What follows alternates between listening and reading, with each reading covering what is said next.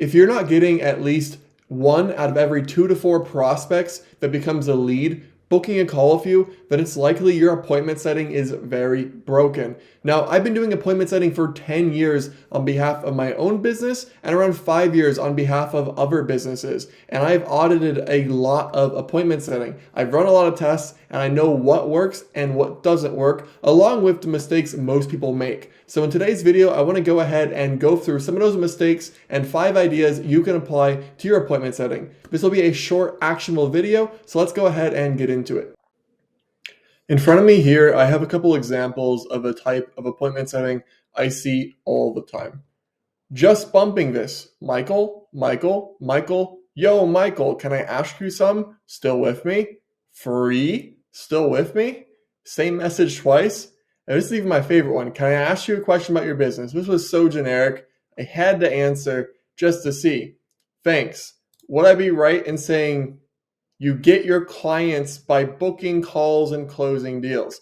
That is one of the stupidest sentences I have ever received. Now, this is not like uncommon. I just opened up my DMs and I put a couple recent ones. I see this all the time. Now, these are mainly smaller agencies and freelancers, but I see the same thing in corporate. And it's corny, it's desperate, and it just doesn't work. So what I want to do is give 5 pointers that you can use to have a better appointment setting, meaning you're going to get more leads to turn into calls with these tips. So let's start with the fact that 90% of people are being needy, annoying, and providing no substance. And best yet, most people don't even answer the question they are asked. They just point to a call or avoid it. So we're going to go over 5 ways to not be a dork with appointment setting.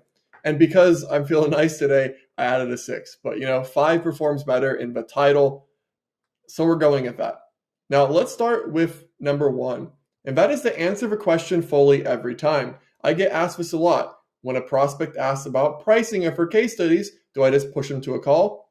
Well, in a perfect world, they would get on a call. They would probably convert higher on a call.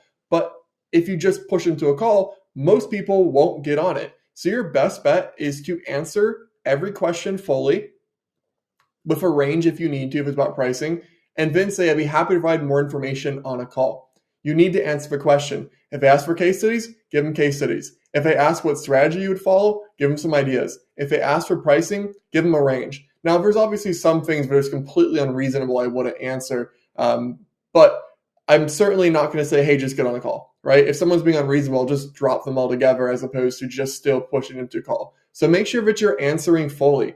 People are getting a lot of emails, and this is your opportunity to show that you're competent, creative, and able, because most people are not. And this person on the other end is probably just trying to not waste their time on another 30-minute demo of someone who has no idea what they're doing. So make sure to use this as a time to show that, hey, I'm better than other people. Now, number 2 is never bump the previous question more than one time before hitting it at a different angle. And when you do bump, add substance. Now, when I say bump, I don't mean Michael ? Michael ? Some stupid GIF, or hey, just following up, circling back.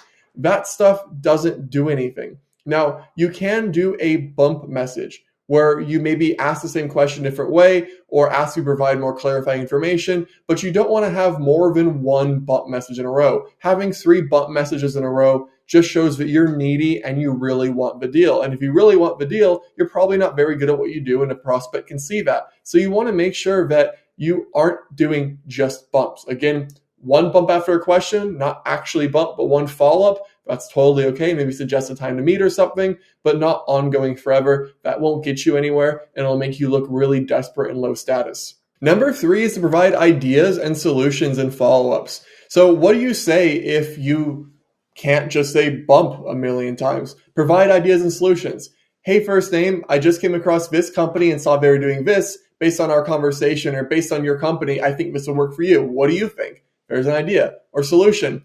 Hey, we just fixed this problem for a lot of companies that are like you. If you're having that, might be another way to work together. So providing ideas or solutions based on what you see, insights, tests you're in, or even share a case study with an idea that's actionable to them, which ideally, or most likely, they're not going to want to do on their own. They're going to want to hire you or at least talk to you. So follow up and use that as an opportunity to convey your competence and your creativity. 4 is to give actual value that somebody would pay for. Now, I do B2B lead gen. I do this for smaller businesses on a consulting side at Grow B2B. There's a link below. And for larger companies, normally 10 to 20 million, I do it with my agency Done For You meetings.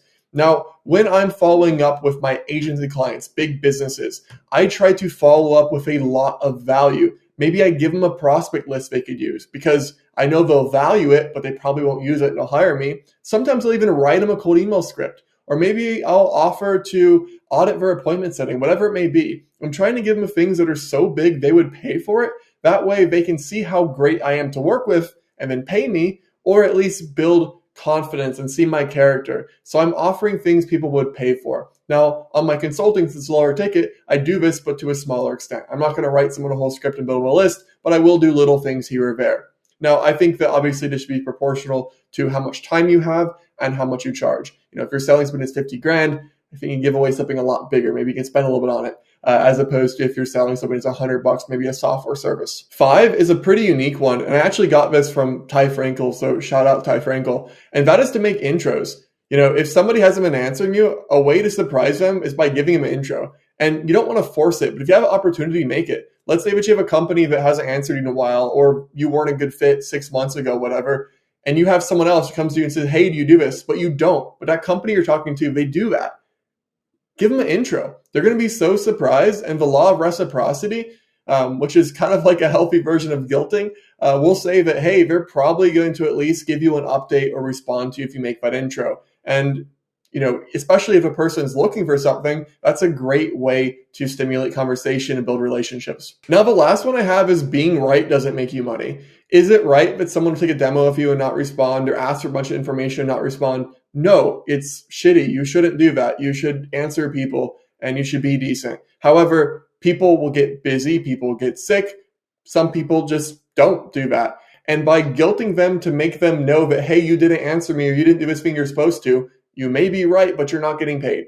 So when you're following up, it's not about being right, it's about being paid. So sometimes it's saying, hey, I'm going to drop my ego a little bit, realize that they didn't answer me like they should have. I'm going to continue going after this in a creative way, as opposed to saying, hey, you were supposed to answer, you did it. And I do see that, and it doesn't go anywhere. And there you have it. Those are 5, well, actually 6 ways that you can do better appointment setting. I hope this helped. And if you do want help with your company, you can go ahead and check out the description where you can see both my consulting program to help smaller companies with their B2B lead gen, or if you're a larger company with a sales team, check out DFY meetings. Thanks for watching, and I will see you in the next video.